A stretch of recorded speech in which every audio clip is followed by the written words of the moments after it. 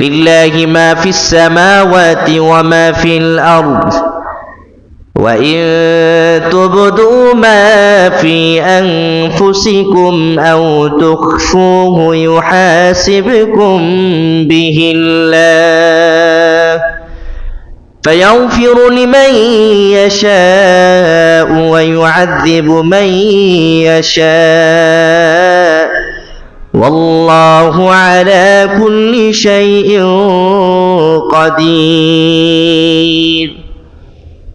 লিল্লাহি মা ফিস সামাওয়াতি ওয়া মা ফিল আরদ ভূমণ্ডলে ও আকাশে এর মধ্যবর্তী যা কিছু রয়েছে সব কিছু আল্লাহর জন্য। কার জন্য? লিল্লাহি মা ফিস সামাওয়াতি ওয়া মা ফিল আরদ। আসমান ও জমিনের মধ্যবর্তী যা কিছু আছে, আসমানে যা কিছু আছে, এই গ্রহের বাহিরে যা কিছু আছে, জমিনের তলদেশে যা কিছু আছে, সব কিছু কার? লিল্লাহি মা ফিস সামাওয়াতি ওয়া মা ফিল আরদ। আল্লাহ যে বললেন আসমান জমিন ও তার মধ্যবর্তী যা কিছু আছে সব কিছু যেহেতু আল্লাহর, তাহলে বোঝা গেল সব কিছু আল্লাহর জ্ঞানের মধ্যে আছে। তিনি সব কিছু দেখেন, সব কিছু বুঝেন, শুনেন, জানেন। সব যদি তার হয় তাহলে তিনি সবার ব্যাপারে সব শুনেনও, ঠিক না? সব যদি তার হয় তাহলে তিনি সবার ব্যাপারে বুঝেনও। সব যদি তারই হয় তিনি সব বিষয়ে জানেনও। তারপর আল্লাহ তাআলা নিজে ব্যাখ্যা করছেন, وَإِن تُبْدُوا مَا فِي أَنفُسِكُمْ أَوْ تُخْفُوهُ يُحَاسِبُكُم بِهِ اللَّهُ। অন্তরের মধ্যে যা কিছু তোমরা লুকায়িত করো, সুপ্ত সূক্ষ্ম ভিতর বাহির যা কিছু আছে, ক্ষত অক্ষত, চিন্তা ধারণা বিবেচনা গবেষণা যত কিছু রয়েছে তা যদি গোপন থাকে সব কিছুর হিসাব কে নেবেন? ইউহাসিবুকুম বিহিল্লাহ। সব কিছুর হিসাব নিকাশ হবে। সুপ্ত সূক্ষ্ম ভিতর বাহির জাহের বাতেন যা কিছু আছে, আমাদের অন্তরের যা কিছু লুকানো, যা ভাবি, যা চিন্তা করি, যা বিবেচনা করি, যা করার মন মানসিকতা তৈরি করি এবং যা করার জন্য নিজের অভিলাষী, সব কিছুর ব্যাপারে আল্লাহ তাআলা আমাদেরকে জিজ্ঞাসা করবেন। খুব সেনসিটিভ ব্যাপার, ঠিক না? খুবই সেনসিটিভ ব্যাপার। এই আয়াত নাজিল হওয়ার পর সাহাবায়ে কেরাম রিদওয়ানুল্লাহি তাআলা আলাইহিম আজমাইন ভীত সন্ত্রস্ত হয়ে গেছে। তাদের মধ্যে কাঁপুনি সৃষ্টি হয়ে গেছে, ত্রাস তৈরি হয়ে গেছে। এক একজন ভয়ে কাঁপতেছে। কারা কাঁপতেছে? সাহাবায়ে কেরাম। যারা ছিল ঈমানের ফেরিওয়ালা, আহলে সুন্নাতুল জামাতের আকীদা মতে যাদেরকে বলা হয় সত্যের মাপকাঠি, যারা রসুলকে দেখেছেন, রসুল থেকে আমল শিখেছেন, দেখে দেখে আমল শিখেছেন, যুগের সবচেয়ে বড় মহানায়কের সাথে যারা চলেছেন, পৃথিবীর সর্ব উত্তম ব্যক্তির সাথে যাদের চলাফেরা হয়েছে, এই আয়াতে বিধান নাজিল হওয়ার পর সাহাবায়ে কেরামের মধ্যে ত্রাস সৃষ্টি হয়ে গেছে, হট্টগোল তৈরি হয়ে গেছে, কাঁপুনি ধরে গেছে, ভয়ে কাঁপতেছিল। এই অবস্থায় রাসূল করিম সাল্লাল্লাহু আলাইহি সাল্লামের দরবারে আসলেন। ইয়া রাসূলুল্লাহ, ইয়া হাবিবাল্লাহ, আমরা তো নামাজ রোজা হজ যাকাত আমাদের সাধ্য অনুযায়ী করি, আমরা তো আমাদের সামর্থ্য অনুযায়ী করি। নামাজের বিধান তাও আমরা পারলে করি, না পারলে ছাইরা দিই, মাঝে মধ্যে ছুটে যায়। রোজার বিধানের সময় আমাদের সামর্থ্য থাকলে আমরা রোজা রাখি, সামর্থ্য নাই তো রোজা রাখি না। আমাদের সামর্থ্য আছে তো যাকাত আদায় করি, সামর্থ্য নাই তো যাকাত আদায় করি না। অর্থাৎ যা কিছু করি সবই তো সামর্থ্যের মধ্যে, কিন্তু আল্লাহর পক্ষ থেকে যে বিধানটা আসলো যে আল্লাহ তাআলা ভিতর বাহির সুপ্ত সূক্ষ্ম সব কিছুই জানেন, সব কিছুই দেখেন, সব কিছুরই হিসাব হবে। ওগো রাসূল, আপনি আমাদেরকে বলে দেন, আমাদের কাজ হচ্ছে সামর্থ্য অনুযায়ী, কিন্তু যে বিধান আল্লাহ জানাইলেন সেটা তো আমাদের স্বার্থের বাহিরে। ঠিক না বেঠি? এটা তো আমাদের সাধ্যাতীত, সাধ্যের বাহিরে, সামর্থ্যের বাহিরে। এটা কেমনে আদায় করব? এটা কিভাবে ঠিক করব? আমরা নামাজ পড়ি সামর্থ্যের মধ্যে, রোজা রাখি সামর্থ্য অনুযায়ী, যাকাত দেই সামর্থ্য অনুযায়ী, ঠিক না? নাকি সব দিয়ে দেন? সামর্থ্য অনুযায়ী সব। কিন্তু আল্লাহ আয়াতে কি বলছে? ওয়া ইন তুবদু মা ফি আনফুসিকুম, তোমাদের অন্তরের মধ্যে যা কিছু প্রকাশ্য, ওয়া মা তুখফি, যা কিছু গোপন, সূক্ষ্ম সুপ্ত, মানে গভীর থেকে গভীরতম যা কিছু লুকায়িত আছে সব কিছুর হিসাব কে নিবেন? তা আমরা তো সব জাহির আমল করছি, কিন্তু আমাদের বাতিন, আমাদের ভিতরগত হালত সম্পর্কে তো আমরা জানি না। সাহাবায়ে কেরাম এই আয়াত, এই বিধান পাওয়ার পর কাঁপতেছিল, ভয় পাইতেছিল, কি করবে? সাহাবারা যদি কাঁপে, তাদের কাঁপুনির হালত যদি এমন পর্যায়ে যায় যেখানে রাসূল পর্যন্ত চলে গেছে, 1400 বছর পরে উম্মতের কাঁপুনি ধরবে কোন পর্যায়ের? এই কাঁপুনির পরিমাপটা কতটুকু হবে? কিন্তু সেদিকে কোনো চিন্তা আছে? সেদিকে কোনো চিন্তা আছে? কোন ভ্রুক্ষেপ আছে? সাহাবায়ে কেরামের মধ্যে আয়াত নাজিল হওয়ার পর তাদের মধ্যে কাঁপুনি সৃষ্টি হয়ে গেছে। কি করবে? আমরা তো সব জাহির নিয়ে পড়ে আছি, যা কিছু করছি সব সামর্থ্য অনুযায়ী, কিন্তু আল্লাহ যে বিধান দিল, আল্লাহর যে কনসেপ্ট আমাদের মাঝে তুলে ধরলো, এটা তো সামর্থ্যের বাহিরে। এটা কিভাবে আদায় করব? ইয়া রাসূলুল্লাহ, পথ খুলে দেন। সাহাবীদের মধ্যে রাসূলকে দেখলেই যাদের জন্য জান্নাত ওয়াজিব হয়ে যায়, তাদের মধ্যেই এই আয়াত চলে আসার পর কাঁপুনি সৃষ্টি হয়েছে। 1400 বছর পর তো আমরা রাসূলকে দেখিই নাই, তো এই আয়াত আমাদের মধ্যে আসার পর আমাদের মধ্যে কি কাঁপুনি সৃষ্টি হওয়ার কথা না? কত গুণ, কত গুণ, কত গুণ ভয় থাকার কথা, কত গুণ ভীত সন্ত্রস্ত থাকার কথা। আমি তো মনে করি আয়াত নাজিল হওয়ার পরে আমাদের খাওয়া দাওয়া, আমাদের জীবিকা নির্বাহের সকল ব্যবস্থা আজ থেকে বন্ধ হয়ে যাওয়ার কথা। ঠিক না বেঠিক? সাধু সন্ন্যাসীর পথ বেছে নেওয়া, ঘর বাড়ি ছেড়ে দাও, পাহাড় অঞ্চল বেছে নাও, পারলে সমুদ্রের মাঝখানে একটা বাড়ি বানাইয়া সেখানে আল্লাহকে ডাকতে থাকো, সব বাদ। ঠিক না বেঠিক? এটা হওয়ার কথা না?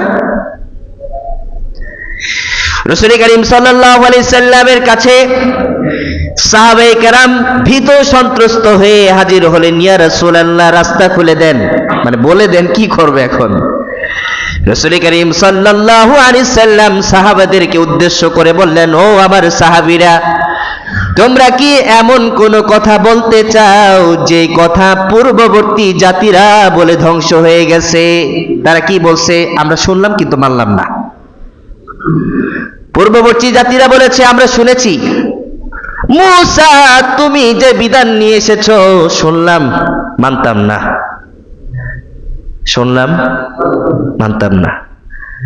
নবী বলছেন, তারা বলছে শুনেছি মানতাম না, না মানার কারণে ধ্বংস হয়ে গেছে। ঈসার জাতি বলেছে শুনলাম মানলাম না, না মানার কারণে ধ্বংস হয়ে গেছে। লুতের জাতি বলেছে শুনলাম মানলাম না, লুতের জাতি ধ্বংস হয়ে গেছে। নূহের জাতি বলছে শুনলাম মানলাম না, নূহের জাতি ধ্বংস হয়ে গেছে। ইউনূস আলাইহিস সালাতু ওয়াস সালামের জাতি শুনল মানল না, ইউনূসের জাতিও ধ্বংস হয়ে গেছে। রাসূল করিম সাল্লাল্লাহু আলাইহি সাল্লাম এই কথাই বলছে, তোমরা কি আগের জাতিদের মতো কথা বলতে চাও যে যেহেতু আল্লাহর বিধান আইছে তো শুনলাম মানলাম না, ঠিক করলাম না, ঠিক আছে শুনলাম, ভিতর বাহির ঠিক করলাম না, তোমরা কি এমন কথা বলতে চাও? রাসূল করিম সাল্লাল্লাহু আলাইহি সাল্লাম সাহাবীদেরকে শিক্ষা দিলেন, ও আমার সাহাবীরা, এখন বলো সামি'না, শুনলাম, ওয়া আতানা, মেনেও নিলাম। রাসূল করিম সাল্লাল্লাহু আলাইহি সাল্লামের সাথে সাথে সাহাবীরা বলল, ইয়া রাসূলুল্লাহ, আপনি যা বলেছেন শুনলাম, যা বলেছেন মানলাম। আল্লাহর পক্ষ থেকে ওই সময়ে আরেকটি আয়াত নাজিল করে জানাই দিলেন, লা ইউকাল্লিফুল্লাহু নাফসান ইল্লা উসআহা। আগের আয়াতটি ছিল সাধ্যের বাহিরে, এখন আল্লাহ তাআলা একটা আয়াত নাজিল করে জানাই দিলেন, আমার বান্দা সাধ্যের মধ্যে যে কাজ করবে সেই কাজেরই হিসাব হবে, সাধ্যের বাহিরের হিসাব হবে না। সাধ্যের মধ্যে যা করবে তার হিসাব হবে, কিন্তু সাধ্যের বাহিরে যেটা বান্দা পারবে না সেটার হিসাব নেওয়া হবে। আচ্ছা, আল্লাহ এই মানে কাজটা সহজ করে দিলেন কেন? কেন সহজ করে দিলেন? তারা বলছে সামি'না, আমরা শুনছি, ওয়া আতানা, আমরা মানছিও। শুধু শুনেই নাই, মানার কারণে আল্লাহ তাআলা তাদের জন্য বিষয়টা সহজ করে দিয়েছেন। সুবহানাল্লাহ বলবেন না? তাহলে বোঝা গেল শুধু শুনলেই হবে না মানতে হবে? শুধু শুনলেই হবে না আমল করতে হবে? ব্যাস, কনসেপ্ট ক্লিয়ার।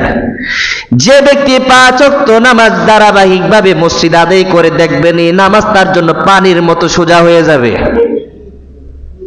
1 ওয়াক্ত নামাজ ছেড়ে দিলে তার ভিতর অশান্তি সৃষ্টি হবে, ঠিক না বেঠিক? যে ব্যক্তি 5 ওয়াক্ত নামাজ ধারাবাহিক আদায় করে, ওই ব্যক্তির ভিতরে এমন একটা চিন্তা চলে আসবে, সামনের ওয়াক্তের জন্য আমাকে প্রস্তুতি নিতে হবে। একটা ওয়াক্ত মাইনাস হবে, ব্যক্তির ভিতরে কাঁপুনি সৃষ্টি হবে, কি করলাম কি হয়ে গেল, কি করলাম কি হয়ে গেল। সাহাবীদের মধ্যেও এমন ভয়ে ঢুকেছিল। এক সাহাবী ঘুমাইছিল, ফজরের আজান হলো, ঘুম ভাঙে নাই, শয়তান তাকে প্যারা দিছে, শয়তান তাকে প্ররোচনা দিছে ঘুমের ভিতরেই। সেই ঘুম ভাঙছে সূর্য ওঠার পরে। কখন ভাঙছে? সূর্য ওঠার পরে সাহাবীর ঘুম ভাঙছে। সাহাবায়ে কেরাম রিদওয়ানুল্লাহি তাআলা আলাইহিম আজমাইনদের মধ্যে এমন একটা ভয় সৃষ্টি হইতো, কোন কাজ যদি করতে দেরি হইতো বা দেরি করে ফেলতো, তাদের ভিতরে ভীত সন্ত্রস্ত এটা প্রভাব খাটতো, এটা প্রভাব চলে আসতো, ভয় পেয়ে যেত। হ্যাঁ হ্যাঁ, কি হয়ে গেল, দেরি হয়ে গেল কেন, কি হয়ে গেল, দেরি করে ফেললাম। ওই সাহাবী সূর্য ওঠার পরে ঘুম ভাঙছে, এখন কি করবে? এই সময়ের ইবাদত আল্লাহ কবুল করবেন কি করবেন না? সংশয়ের মধ্যে চলে পড়ছে, সংশয়ের মধ্যে পড়ে গেছে। রাসূল করিম সাল্লাল্লাহু আলাইহি সাল্লামের কাছে নিউজ গেল। রাসূল করিম সাল্লাল্লাহু আলাইহি সাল্লাম বর্ণনা করলেন, বান্দা যখন তুমি ঘুমের মধ্যে ছিলে, ঘুমের মধ্যে যখন তুমি ছিলে পুরাটাই ছিল তোমার আয়ত্তের বাহিরে, ঠিক না বেঠিক? ঘুম ভাঙে নাই, শয়তান তোমাকে প্ররোচনা দিছে।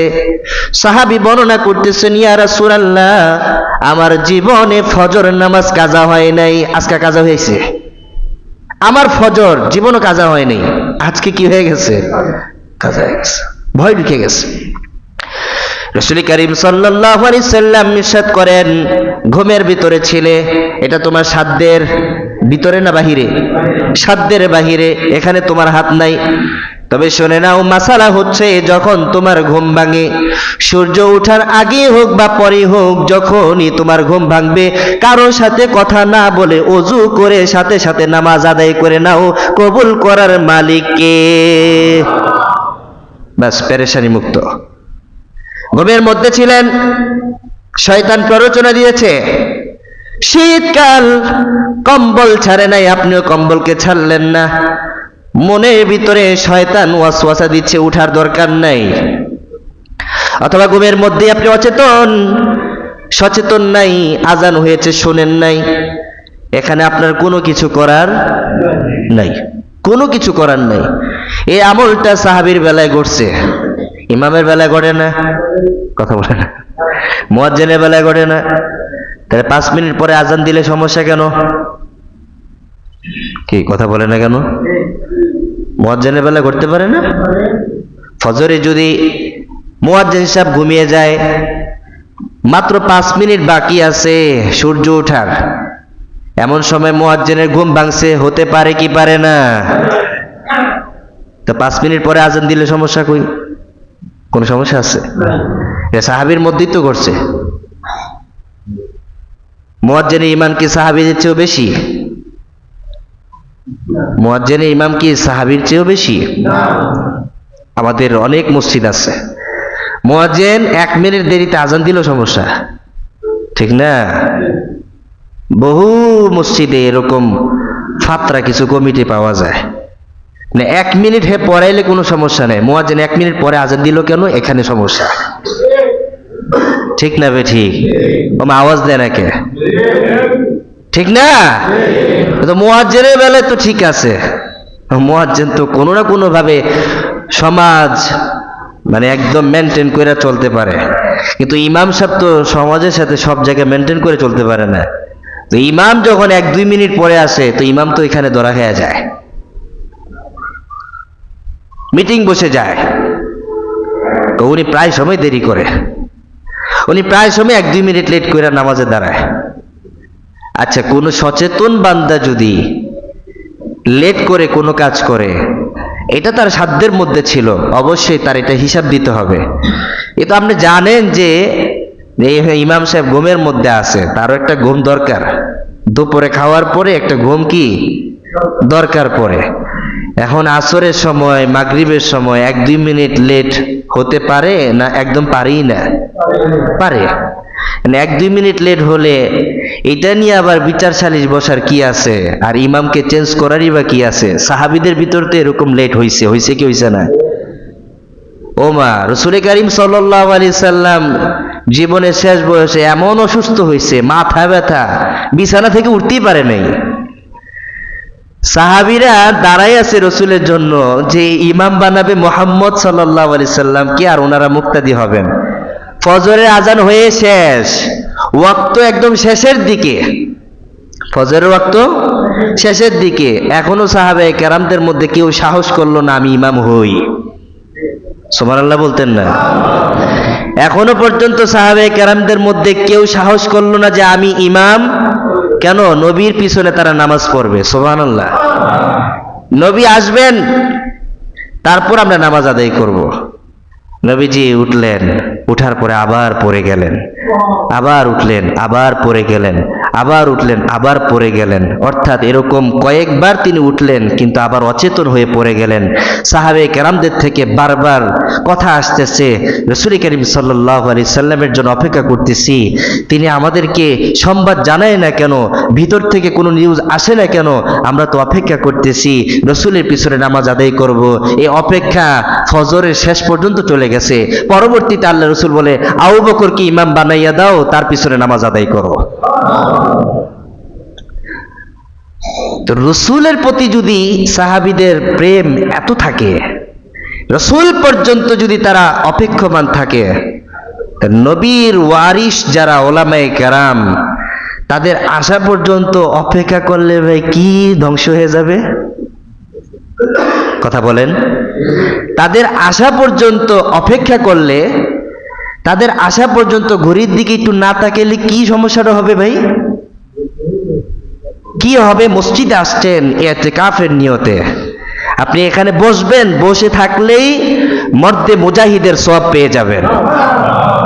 মরে যাবেন তো শহীদি মর্যাদা লাভ করবেন। বসে থাকলেই, বসে থাকলেই, কিছু করতেও হবে না। এখানে এসে ঘুমাইলেও আপনি সওয়াব পাবেন, পড়ে থাকলেও সওয়াব পাবেন, শুয়ে থাকলেও সওয়াব পাবেন। কারণ জায়গাটা কার? কোথায় এসেছি? মসজিদে এসেছি, আল্লাহর ঘরে এসেছি। কোথায় আসছি ভাই? আল্লাহর ঘরে এসেছি, কারো ঘরে না, আল্লাহর ঘর। এই ঘরে শুয়ে থাকলেও সওয়াব, এই ঘরে বসে থাকলেও সওয়াব, এই ঘরে কথা বললেও সওয়াব, কথা না বললেও সওয়াব। এই ঘরে আপনি এসে হাঁটাহাঁটি করতেছেন, পায়চারি করছেন, তাতেও সওয়াব আছে। কারণ ঘরটা গুনাহমুক্ত একটা পরিবেশ, ঠিক না বেঠিক? গুনাহমুক্ত পরিবেশে থাকাই মানে সওয়াব আর সওয়াব, সওয়াব আর সওয়াব। ইমাম 2-3 মিনিট লেট করতেই পারে, হতেই পারে, ঘড়ির দিকে তাকাবো না, আসবো মাথা নত করে দোয়া তাসবিহ তাহলিল জিকির করতে থাকবো, ইমাম আসবে, দাঁড়িয়ে কামত দিব, নামাজ শুরু করে ফেলবো, ব্যাস আমল। তো সাহাবায়ে কেরাম রাসূলের দরবারে গেলেন, রাসূল করিম সাল্লাল্লাহু আলাইহি সাল্লাম রাস্তা খুলে দিলেন। পূর্বের জাতিরা শুনছে কিন্তু মানে নাই, এজন্য কি হয়ে গেছে?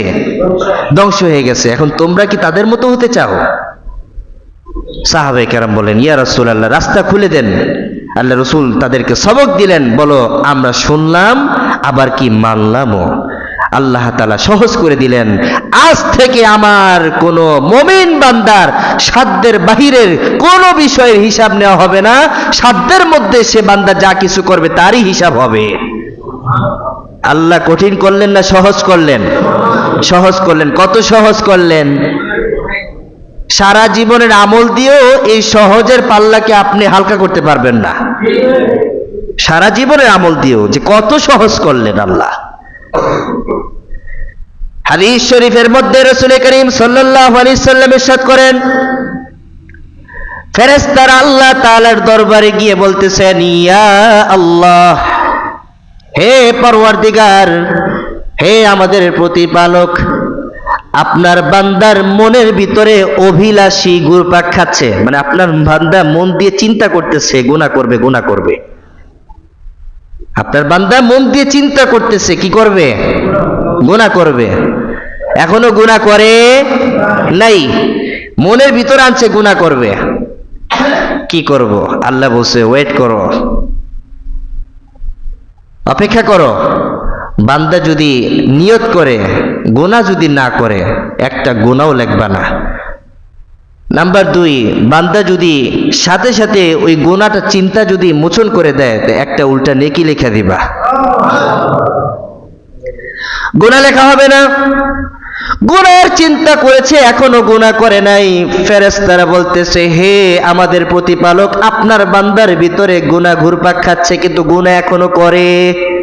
আল্লাহ বলছে, গুনাহ লেখা হবে না, ওয়েট করো। যদি সে গুনাহ করে ফেলে তাহলে একটা গুনাহই লিখবা। কয়টা গুনাহ? একটা করছে তো একটাই।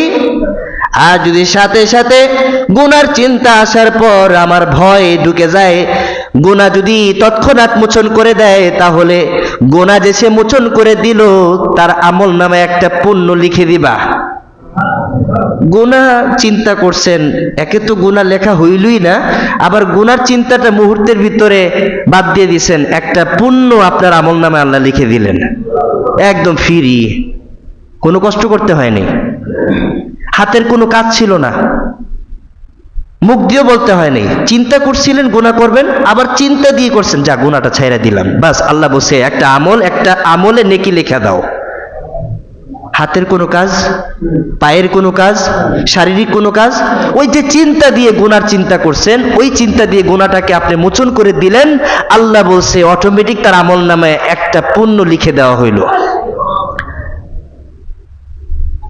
এটা একমাত্র দয়াপ্রবণ সেই সত্তার পক্ষে সম্ভব, যিনি আমাদেরকে লালন করেন, যিনি আমাদেরকে পালন করেন, যিনি আমাদের জন্য সকল কিছুর ব্যবস্থা করে দিয়েছেন।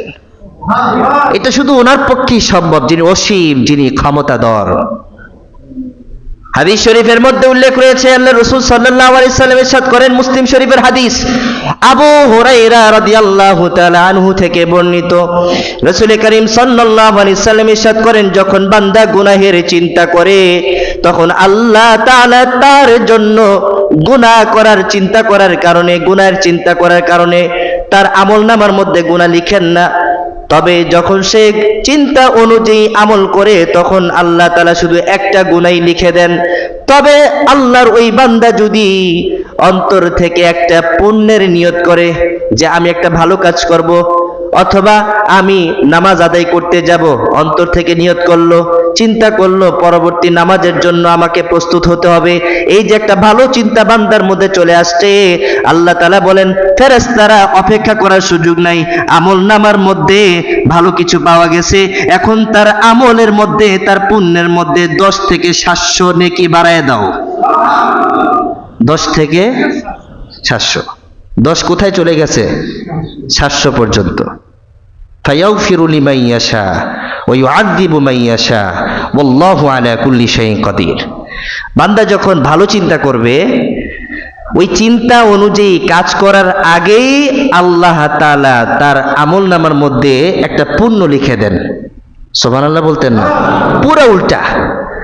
এখন যদি ওই চিন্তা অনুযায়ী বান্দা কাজ করে, তো একটা পুণ্য করলো, কোরআনে কারিমে আয়াত আসছে 10টা পুণ্য তাকে আল্লাহ লিখে দিবেন।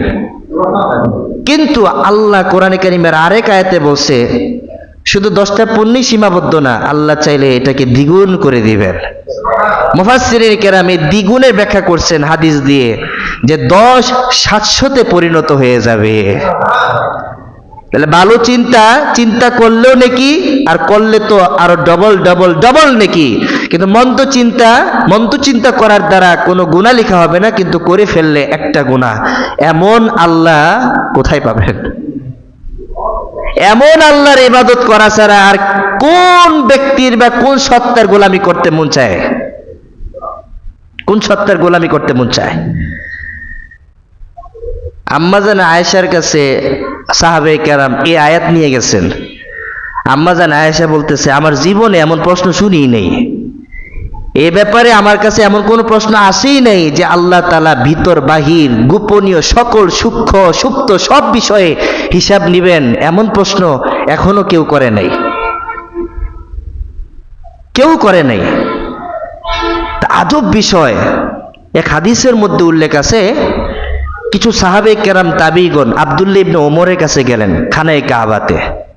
তা আব্দুল্লাহ ইবনে ওমরকে প্রশ্ন করতেছেন, হে ওমর ইবনে ওমর, তুমি কি রাসূল করিম সাল্লাল্লাহু আলাইহি সাল্লাম থেকে গোপনীয় পরামর্শের বিষয়ে কিছু জানো নাই? তোমার কি কিছু জানা নাই? তো ইবনে ওমর বর্ণনা করতেছে, আমি রাসূল করিম সাল্লাল্লাহু আলাইহি সাল্লাম থেকে শুনেছি, এই যে গোপনীয় যে মুআমালা লেনদেন, এটা আল্লাহ তাআলার সাথে বান্দার একটা কারসাজি, বান্দার একটা লেনদেনের বিষয় ঘটবে। সেটা কেমন? রাসূল করিম সাল্লাল্লাহু আলাইহি সাল্লাম বর্ণনা করতেছেন, আল্লাহ তাআলা মুমিন বান্দাকে ডেকে আনবেন, ডেকে আনার পর তার কাঁধে তার কুদরতি হাত রাখবেন। রাখার পরে ওই মুমিন বান্দা তার সকল গুনাহের কথা স্বীকার করবে, যে গুনাহ একমাত্র মুমিন বান্দাই জানতো, পৃথিবীর আর কেউ জানতো না। সুবহানাল্লাহ। আল্লাহ তাআলা তার কাঁধে হাত রাখার পরে সে যখন তার সকল গুনাহ স্বীকার করে নিবে, এরপর আল্লাহ তাআলা তাকে গোপনে আড়ালে নিয়ে বলবে, এই যে গুনাহটা যে তুমি করছো, স্বীকার করছো? স্বীকার করছি। এই গুনাহটা আমি পৃথিবীর কাউকে জানাই নাই, কিন্তু তুমি যে স্বীকার করে নিলা, যাও, এই স্বীকার করার কারণে তোমার জীবনের সব গুনাহ মাফ করে দিলাম। এটা হচ্ছে বান্দার সাথে আল্লাহর গোপন মিটিং, গোপন ক্ষমা করার একটা পদ্ধতি। আল্লাহ এটা করবেন। সেম কাজটা কাফেরদের সাথেও হবে। তাদেরকেও জিজ্ঞাসা করা হবে, তারা সরাসরি অস্বীকার করবে যে আমি এটা করি নাই। কিন্তু আল্লাহ বলছে, সরাসরি অস্বীকার করবে তো আমি সরাসরি মাইর দিব। তো সরাসরি আল্লাহ তাআলা তাদের জবানটাকে আল্লাহ বন্ধ করে দিবেন, জবান বন্ধ করে দিবে, অঙ্গ প্রত্যঙ্গের পুরা জবান খুলে দিবে, আঙ্গুলের জবান খুলে দিবে, নখের জবান খুলে দিবে, পায়ের জবান খুলে দিবে, সব কিছুর জবান খুলে দিবে। সকলে তার বিরুদ্ধে নালিশ করবে। তা আল্লাহ বলছে, এটা আমি সবার সামনে করব, যেন সে লজ্জিত হয়। কিন্তু মুমিন বান্দাকে আল্লাহ কেমনটা করবেন? প্রথমে তার কাঁধে কুদরতি হাত রাখবেন। তো মুমিন বান্দা সকল গুনাহ স্বীকার করবে। কোন গুনাহের কথা স্বীকার করবে? কোন গুনাহের কথা? যে গুনাহ পৃথিবীর কেউ জানে, আল্লাহ গোপন রেখেছিলেন। আর আজকে তো ওপেনলি গুনাহের আলোচনা করা হয়, ঠিক না? ওপেন, সামনাসামনি গুনাহ করব, এটা নিয়ে আলোচনা হয়। খারাপ কাজ করব, এটা নিয়ে আলোচনা হয়।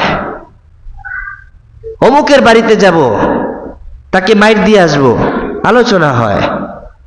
তমুকের ঘরে গিয়ে ফিতনা লাগিয়ে আসবো, আলোচনা হয়। আল্লাহ বান্দাকে বলবেন যে তুমি যে গুনাহ স্বীকার করতেছো, এগুলো কোন গুনাহ জানো? যেই গুনাহ আমি আল্লাহ তাআলা পৃথিবীর সবার কাছ থেকে গোপন রেখেছিলাম, কাউকে জানতে দেই নাই বান্দা। তুমি আজকে স্বীকার করে নিলা, তো আমি তোমার জীবনের সকল গুনাহ মাফ করে দিলাম।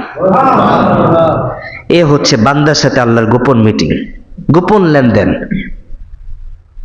এই গোপন লেনদেনটা কি আমার আপনার সাথে হওয়া উচিত না?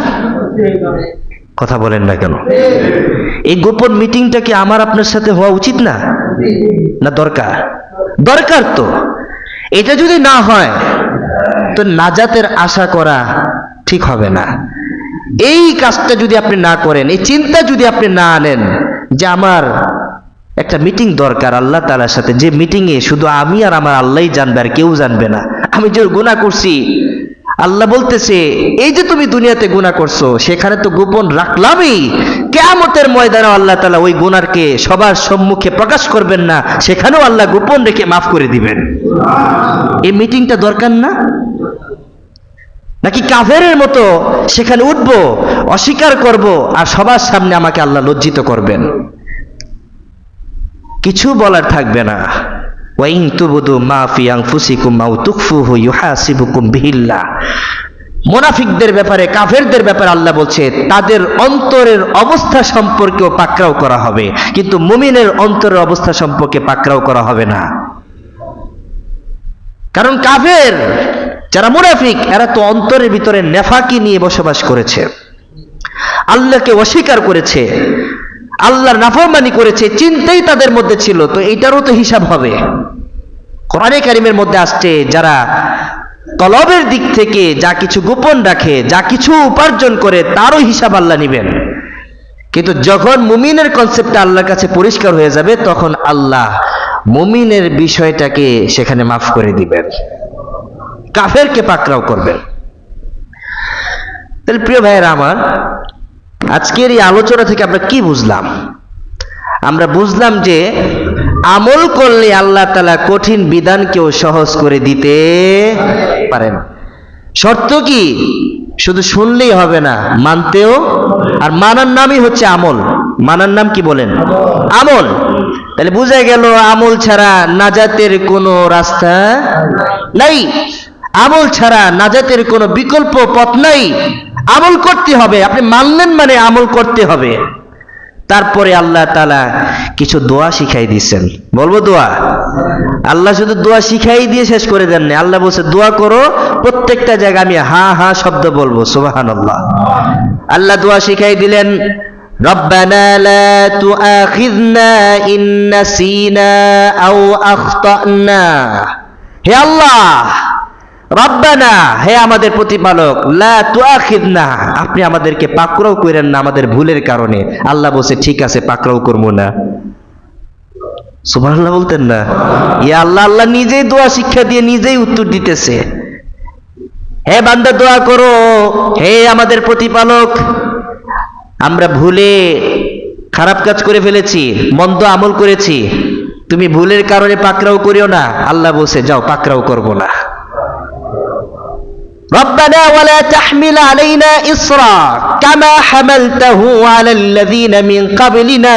হে আমাদের প্রতিপালক, সেকেন্ড দোয়া, পূর্বের জাতিকে আপনি যেমন ভারী ভারী আমল দিছেন, আমাদের উপরে আপনি ভারী ভারী আমল দিয়েন না, যে আমল আমরা করতে পারবো না। যাও, ঠিক আছে, ভারী ভারী আমল দিব না। দোয়া শিখাই দিলেন 3 নাম্বার, রব্বানা ওয়ালা তুহাম্মিলনা মা লা তাকাতা লানা বিহ। আপনি আমাদের উপরে এমন কিছু বোঝা চাপিয়ে দিবেন না যেটা আমাদের বহন করতে কষ্ট হয়। আল্লাহ বলছে যাও, চাপাই দিব না। আল্লাহ দোয়া শিখাই দিলেন, বলো ওয়াফু আন্না, হে আল্লাহ তুমি আমাদেরকে মাফ করো। আল্লাহ বলছে যাও, মাফ করে দিলাম। ওয়াগফির লানা, হে আল্লাহ আপনি আমাদেরকে ক্ষমা করুন। আল্লাহ বলছে যাও, ক্ষমা করে দিলাম। ফানসুরনা আলাল কওমিল কাফিরিন, হে আল্লাহ কাফেরদের উপরে আপনি আমাদেরকে বিজয় দান করুন। যাও, তোমাদেরকে আমি বিজয় দান করলাম। আল্লাহ নিজেই দোয়া শিখাই দিয়ে নিজেই প্রত্যেকটা দোয়ার হাসূচক শব্দ দিয়ে বান্দাকে পেরেশানি থেকে মুক্ত করলেন। সে আল্লাহর ইবাদত করবেন না তো কোন বেড়ার ইবাদত করবেন? কোন সত্তার ইবাদত করবেন? কোন চন্দ্রের ইবাদত করবেন, কোন সূর্যের ইবাদত করবেন, কোন জাতির ইবাদত করবেন, কোন ব্যক্তির কাছে গিয়ে আপনি পড়ে থাকবেন, কোন ব্যক্তির কাছে গিয়ে আপনি মাথারত করবেন, কোন ব্যক্তির কাছে গিয়ে ঘন্টার পর ঘন্টা সময় দিয়ে নামাজই ভুলে গেলেন। কি বলেন, হয় না? কোন ব্যক্তিকে সময় দিতে গিয়ে নামাজ ছেড়ে দিলেন? সে না হয় আপনাকে 2 বেলা খাবারের ব্যবস্থা করে দিবে, কিন্তু অনন্তকাল সুখের এই চির শান্তির ব্যবস্থা কে করবেন? উনি করে দিবেন আপনাকে? উনি করে দিবেন? দালাল সার্বক্ষণিক পরেই থাকে সামনে। কি বলেন, নাই? না আছে, ঘন্টার পর ঘন্টা। আমার নেতাই সব, চেয়ারম্যানই সব, মেম্বারই সব, এমপি সব, মন্ত্রী সব, সবই সব। আর তার রবকে রাখছে পরে, যে কিছুই করতে পারে না তাকে রাখছে সবার আগে। আল্লাহ আমাদের বুঝার তৌফিক দান করুক। কি করতেছি আমরা? আল্লাহ আমাদের সকলকে মাফ করুক, বুঝার তৌফিক দান করুক। প্রকৃত যিনি উপাস্য, যার উপাসনা করতেই হয়, আল্লাহ তাআলা সে প্রকৃত উপাস্যের উপাসনা করার তৌফিক দান করুক। সে প্রকৃত রবের দরবারে আমাদের সকলকে মাথা ঠুকাইবার তৌফিক দান করুক। ওয়া মা তৌফিকি